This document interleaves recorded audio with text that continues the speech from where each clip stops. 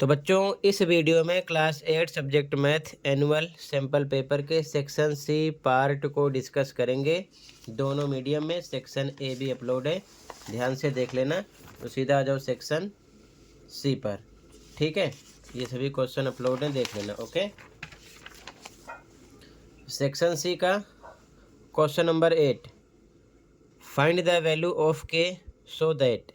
ये क्वेश्चन है, ठीक है।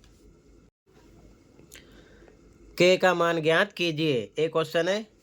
ध्यान से देखो, तो ध्यान से देखो आंसर 8 का ए क्वेश्चन है 8/5 power -3 into 8/5 power -9 equal to 8/5 power 5 के प्लस 3। अब ध्यान से देखो, यहाँ पर बेस सेम है, पावर अलग अलग है। तो यहाँ पर आप फॉर्मूला लगाओगे ए की पावर m इंटू ए की पावर n इक्वल टू होता है ए की पावर m प्लस n, मतलब कि पावर प्लस हो जाती है, बेस 1 टाइम लिखा जाता है, ठीक है। ये अब ध्यान से देखो, यहाँ पर बेस इस साइड देखो, लिखेंगे 8/5, पावर प्लस होगी तो -3 प्लस -9, ठीक है। ब्रैकेट में कर दिया क्योंकि दो निशान एक साथ पढ़ रहा है, इक्वल टू इधर का सेम लिखो 8/5 पावर 5 के प्लस 3, ठीक है। आगे देखो, ये हो जाएगा 8/5 -3 प्लस -9 इक्वल टू इधर का सेम लिखो 8/5 5 के प्लस 3, ठीक। ये माइनस माइनस प्लस होगा तो 8/5 माइनस कितना हो जाएगा 12 प्लस करने पर, ठीक, इक्वल टू 8/5 5 के प्लस 3। अब देखो दोनों तरफ बेस सेम है, तो कंपेयर करने पर पावर भी एक दूसरे के इक्वल होगी, ठीक है। तो यहाँ लिखेंगे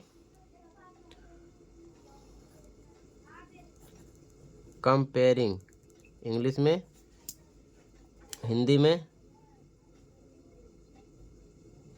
तुलना करने पर, ठीक। तो -12 इक्वल होगा 5 के प्लस 3 के, क्योंकि बेस सेम है तो पावर भी इक्वल होगी, ठीक। अब +3 इधर आएगा तो +3 -3 हो जाएगा, 5 के बचेगा इधर, माइनस माइनस प्लस तो -15 हो गया, ठीक है, इक्वल टू 5 के। ये मल्टीप्लाई में है, 5 आएगा डिवाइड में हो जाएगा, -15/5 इक्वल टू के। डिवाइड करोगे 5 3 × 15 इक्वल टू के, ठीक है। तो कहने का मतलब के का मान क्या निकलेगा, के इक्वल टू आएगा -3, ये आंसर हो जाएगा, ठीक। ये आपका आंसर हो जाएगा क्वेश्चन नंबर 8 के ए का, ठीक है। ऐसे ही नोट करो, कहीं पर कोई डाउट होगा बताना, ठीक है। अगले क्वेश्चन पे आ जाओ, कहीं पर डाउट होगा बताना। अब ध्यान से देखो, 8 का खा सरल कीजिए, ठीक है। यहाँ पर सिंप्लीफाई करना है, ये क्वेश्चन है, ठीक। ध्यान से देखो सॉल्यूशन, पेपर में दोनों में से एक करना, ठीक है, चॉइस होती है। ध्यान से देखो, आंसर नंबर 8 का बी यानी कि खा, ठीक है। क्वेश्चन है 1/3 power -3 plus 1/5 power -2 plus 1/2 power -4, ठीक है। अब इसे कैसे सॉल्व करोगे, ध्यान से देखो। सबसे पहले अगर आप इसे सॉल्व करोगे, ठीक है, तो इसको क्या लिख सकते हो, इधर मैं बता रहा हूँ, समझना ध्यान से, ठीक है। तो ध्यान रखना, जब पावर माइनस में हो, जैसे कि ए की पावर माइनस में है तो ये हो जाएगा ये हो जाता है 1/a⁻m। अगर a की पावर -m है तो फॉर्मूला बनता है 1/a⁻m। ठीक है, ये ध्यान में रखना। तो कोई एक सोल्व करो। ठीक है, पहले मैं बता रहा हूँ सोल्व करोगे कैसे। तो मान लो ये 1/3 है, इसकी पावर है -3। सेम ये सेम ये सेम ये, तीनों सोल्व होगा, बट तीनों सोल्व करने की ज़रूरत नहीं है। ठीक है, ध्यान से देखो। तो इस रूप में जब ये जाएगा तो 1/, ये प्लस का हो जाएगा, 1/3 की पावर प्लस में 3 होगी। ठीक है, अब इसके बाद में ये रेसिप्रोकल हो जाएगा, तो 1/1 इसको हम लिख सकते हैं इंटू ये होगा 3/1। ठीक है, पावर सेम लगा दिया। ठीक, तो इसका मल्टीप्लाई करोगे तो यही आएगा 3/1 की पावर 3, और इसका मतलब 1 की कोई वैल्यू नहीं है, 3 टाइम है, 1 3 टाइम है। ठीक है, तो 1 तो 1 ही निकलेगा, तो इसका कोई मतलब नहीं, नीचे ये आ जाएगा 3 की पावर 3। ठीक, क्लियर है। तो इस प्रकार इतना लंबा इसे करने की ज़रूरत नहीं है, बस आप ध्यान रखना कि इक्वल लगा दिया, ये नहीं करना, ध्यान रखेंगे आप। ठीक है, 3 की पावर 3, तो यहाँ पर आप जब ये आइडेंटिटी लगाएंगे, ठीक है, तो इसके सामने यहाँ पर आप लिख सकते हो कि ये आइडेंटिटी हम लगा रहे हैं, ये वाली। ठीक है, तो इसको लिख सकते हैं 3 की पावर 3, ये हो जाएगा इस प्रकार से, प्लस ये भी हो जाएगा 5 की पावर प्लस में 2, प्लस ये हो जाएगा 2 की पावर प्लस में 4। जब इस प्रकार से सॉल्व करोगे इस फॉर्मूले को ऐड करके, ठीक है, तो डायरेक्ट 3 की पावर प्लस का 3, 5 की पावर प्लस में 2, 2 की पावर प्लस में 4 हो जाएगी। ठीक है, अब इसको सॉल्व कर लो। 3 टाइम 3 इंटू 3 इंटू 3 प्लस 5 को 5 इंटू 5, 2 को 2 इंटू 2 इंटू 2 इंटू 2, ये आ जाएगा 3 3 जा 9 3 जा 27 प्लस 5 5 जा 25 प्लस 2 2 जा 4 2 जा 8 2 जा 16, प्लस कर लो कितना आ जाएगा ये 68। ठीक है, आंसर हो जाएगा ऐड करने पर। तो ये आंसर आएगा। इस प्रकार से सॉल्व करो, यहाँ पर सामने शो कर देना कि ये आइडेंटिटी लगाई गई है। डायरेक्ट ऐसे लिख लो, ये लिखने की ज़रूरत नहीं है, क्योंकि इसी प्रकार करोगे तो ये भी काफ़ी लंबा होगा। ठीक है, तो इस प्रकार से लिख लो, सामने ऐसे एरो डाल के ये आइडेंटिटी लिख देना है कि ये यूज़ किया गया इन तीनों के ऊपर, तो ये आ गया डायरेक्ट। ठीक, ये बी का आंसर हो गया। कहीं पर कोई डाउट होगा बताना। आगे देखो, अगले क्वेश्चन पे आ जाओ। Question number 9। अगला क्वेश्चन नंबर 9 है। प्रथम ने अपने डॉक्टर के निर्देशानुसार एक मेडिकल स्टोर से 4% वैट सहित 550 रुपये में दवाइयाँ खरीदी। वैट जोड़ने से पहले की कीमत ज्ञात कीजिए। ठीक है, सभी चैप्टर के असेसमेंट कर लेना, काफ़ी क्वेश्चन सेम हैं।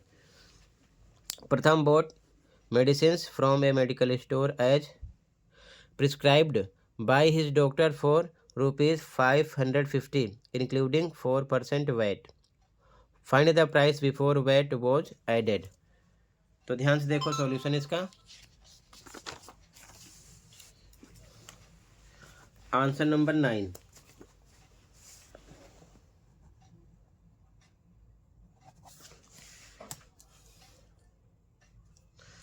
तो पहले इंग्लिश में लिखो, लेट द प्राइस बिफोर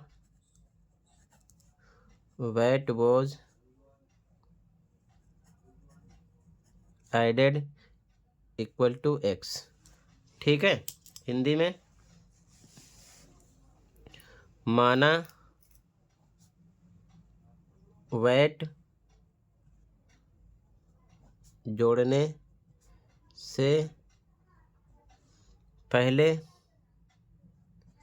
की कीमत बराबर X थी। ठीक है, अब अकॉर्डिंग टू क्वेश्चन ध्यान से देखो, अकॉर्डिंग टू क्वेश्चन डायरेक्ट निकालेंगे। ठीक है, यानी कि हिंदी में लिखो प्रश्नानुसार, प्रश्नानुसार।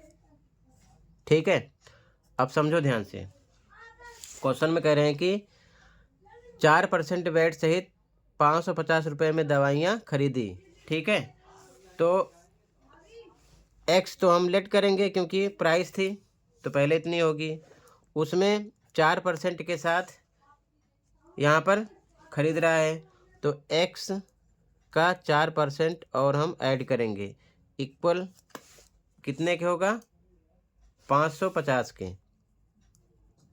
ठीक है, इंग्लिश में भी सेम रहेगा, बट ध्यान ये रखना यहाँ पर लिख देना 4% ऑफ x। ठीक है, सेम स्टेटमेंट लिखना है, x प्लस, यहाँ लिख देता हूँ x plus 4% of x equal to 550 के होगा सेम। तो ऐसे लिख लो, बस यहाँ पर एक चीज़ ध्यान रखना, ऑफ पर मल्टीप्लाई लगा देना है, बाकी सब कुछ सेम है। का यानी ऑफ पर मल्टीप्लाई लगा देना, बाकी सब कुछ सेम है। ठीक है, तो यहाँ पर सॉल्व करेंगे तो x प्लस 4% हटेगा, 100 लगेगा, इनटू लगेगा ऑफ पर, यहाँ x आ जाएगा। ठीक है, इक्वल टू 550 के। हिंदी वाले भी सेम करेंगे, यहाँ पर x गुणे 4/100 करेंगे। ठीक है, अब ये हो जाएगा x प्लस 4 का x से करो 4x अपॉन में 100 इक्वल टू 550 के। बाई 1 लगा के ये भिन्नों का ऐड हो जाएगा। ठीक है ना, फ्रैक्शन ऐड, तो क्रॉस करो, 100 का x से करो तो ये हो जाएगा 100x प्लस 4x का 1 से करो 4x अपॉन में नीचे को नीचे से करो, 100 का 1 से करो 100 आएगा, इक्वल टू 550 के। ये हो जाएगा, ऐड होगा 104x हो जाएगा, 100x में 4x प्लस होगा तो 104x हो जाएगा, अपॉन में 100 बराबर 550 के। बाई 1 लगा के क्रॉस मल्टीप्लाई करेंगे।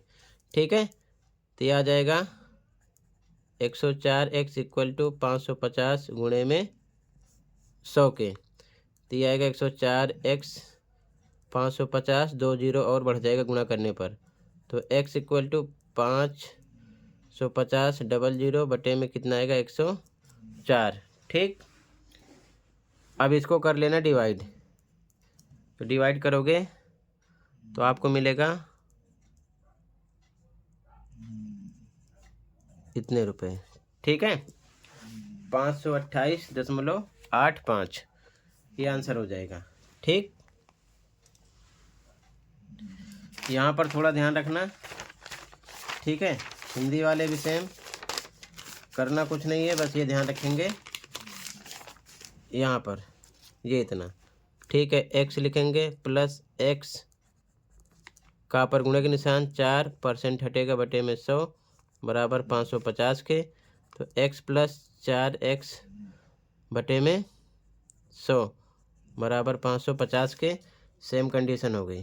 ठीक, अब यहाँ से इनका भी सेम है, खाली यहाँ पर एक स्टेप ऐसे कर लेंगे, ये चीज़ ध्यान में रखेंगे। ठीक है, बाकी सेम है, सेम ऐसे ही लिखना है आगे। ठीक है, हिंदी मीडियम वाले, तो ये आंसर नंबर 9 हो जाएगा। कहीं पर कोई डाउट होगा बताना, अगले क्वेश्चन पे आ जाओ। ठीक है, क्वेश्चन नंबर 10 देखो। एक चीज़ और ध्यान रखना, यहाँ पर पॉइंट के बाद 8 4 6 ऐसे करके ये नंबर बढ़ रहा है, तो हम पॉइंट के बाद 8 के बाद में एक नंबर बढ़ा के लिख देते हैं, 4 से आगे बढ़ता जा रहा है तो 5 कर दिए। ठीक है, ध्यान रखना, तो यहाँ पर रुक जाएगा, ये आंसर हो जाएगा। ठीक है, अब आगे देखो ध्यान से, क्वेश्चन नंबर 10। एक धातु की छड़ का द्रव्यमान उसकी लंबाई के समानुपाती होता है।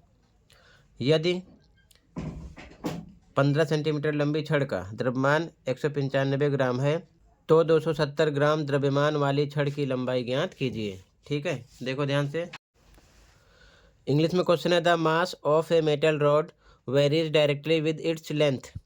If a 15 centimetre long rod has a mass of 195 gram, find the length of the rod whose mass is 270 gram.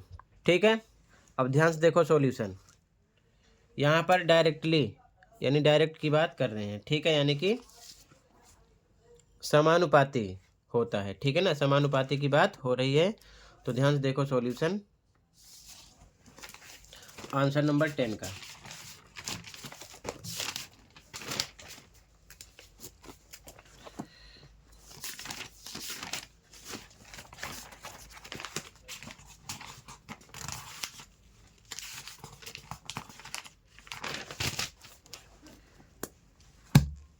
Answer number 10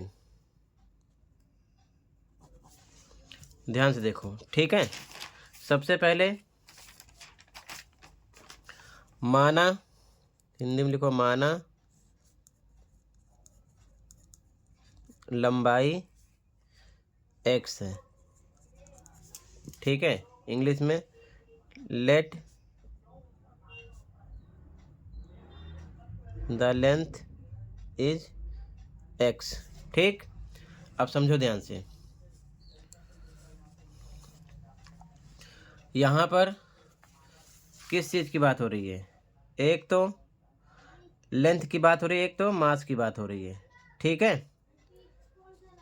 तो बॉक्स बनाएंगे, एक में लिख दिया मास, हिंदी में लिखो द्रव्यमान,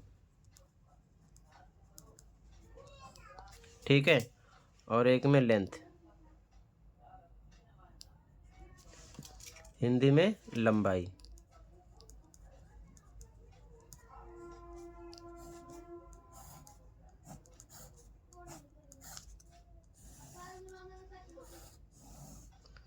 अब समझो ध्यान से, सबसे पहले द्रव्यमान कितना था? 195 ग्राम। उस टाइम पर लेंथ 15 सेंटीमीटर थी, तो यानी कि 195 ग्राम 15 इसमें थे, ठीक है ना। सेंटीमीटर यहाँ पर भी लिख सकते हो, लंबाई इन सेंटीमीटर यहीं लिख दो, ठीक है। सेंटीमीटर में है ये और ये ग्राम में है, ध्यान रखना, ठीक है। अब उसके बाद में 270 ग्राम की बात कर रहे हैं, ठीक है। तो 270 यहाँ लिखेंगे और लंबाई हमने x लेट किया है उस टाइम पर, ठीक है। अब यहाँ पर समानुपात की बात कर रहे हैं, क्वेश्चन में साफ साफ बता रखे हैं, ठीक है, यानी कि डायरेक्ट, ठीक है। तो क्या करेंगे हम? सीधा इसको लिख सकते हैं 195 अपॉन में 15 और इसको 270 अपॉन में x, क्रॉस मल्टीप्लाई कर देंगे, ठीक है ना, क्योंकि डायरेक्ट की बात कर रहे हैं, ठीक है। तो 195 into x equal to 270 into 15, तो x equal to 270 into 15 upon में आएगा कितना? 195, ठीक है। ये बटे में चला जाएगा, ठीक है। अब इसके बाद में 270 को 15 से क्या करोगे? मल्टीप्लाई, तो कितना आएगा? 4050 बटे में 195 लिखा। अब इसको भाग करोगे तो आ जाएगा 20.77, ठीक है, सेंटीमीटर आंसर। अब यहाँ पर एक चीज़ ध्यान रखना, डिवाइड करने पर 20.76923 इस प्रकार ये बढ़ रहा है, ठीक है। तो 20.7 ये बढ़ता जा रहा है, तो यहाँ पर हम 6 को 7 लिख सकते हैं, एक डिजिट बढ़ाकर, तो 20.77 यहाँ पर लिख दिया गया सेंटीमीटर, ठीक है ना।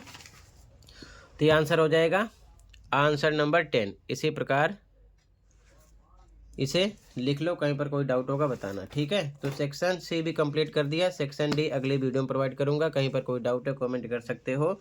ज़्यादा तैयारी के लिए सभी चैप्टर के असेसमेंट तैयार कर लो, काफ़ी क्वेश्चन उसी में से हैं, ठीक है।